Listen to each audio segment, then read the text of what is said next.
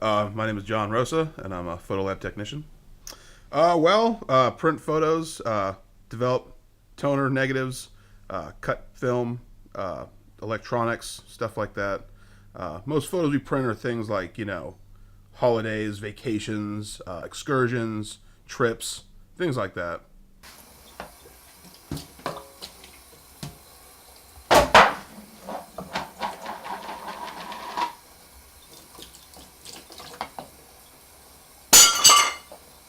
Mostly pictures of people and their dogs, or their kids, or their cars, or their cars and kids and dogs together.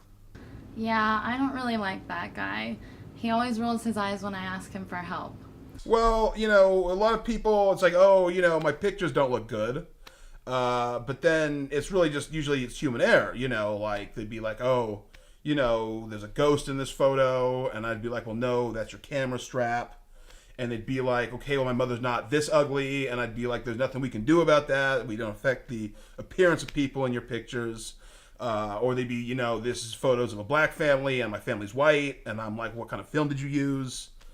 Just stuff like that. And then one time he was totally hitting on my boyfriend. One of our commercial accounts was a plastic surgeon. So a lot of facelifts, nose jobs. We had one time he was called in for an emergency surgery. Somebody fell on a chain link fence and it slid him from neck to nuts. So he had to sew him back together. It was a pretty gruesome shots.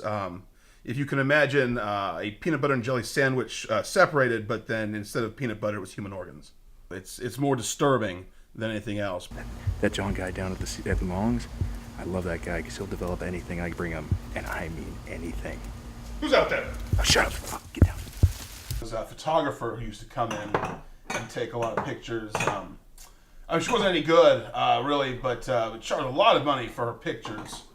But she was a real hassle. We had to do so many photos for her, so many constant reprints that it just became really just more trouble than it was worth. And one time she was complaining about her pictures, and she's like, she's like, going to take my business elsewhere. And I was like, well, if you want to, that's your call, because I really felt that we really lost more money than we made on her because, she was such a difficult customer to deal with. And it was just, I felt like really we could do without her. And I told her, if you wanted to take your business elsewhere, just take it elsewhere. And, she did, and I didn't see her ever again. And that was a pretty good day. Yeah, John. I work with that guy. He was in photo. They sell watch batteries there too.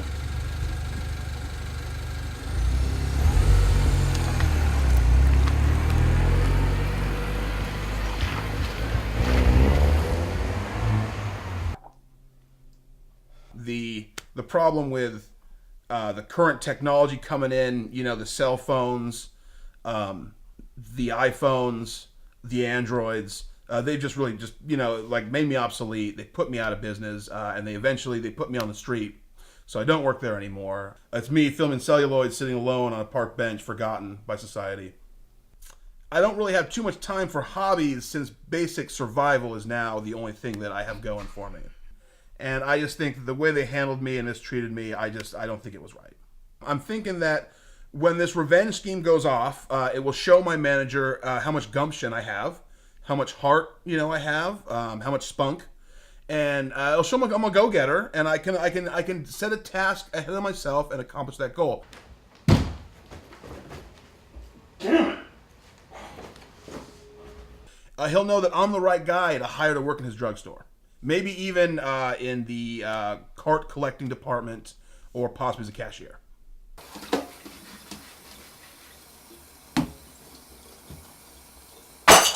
I want to recount, and no matter what the results, I want my old job back.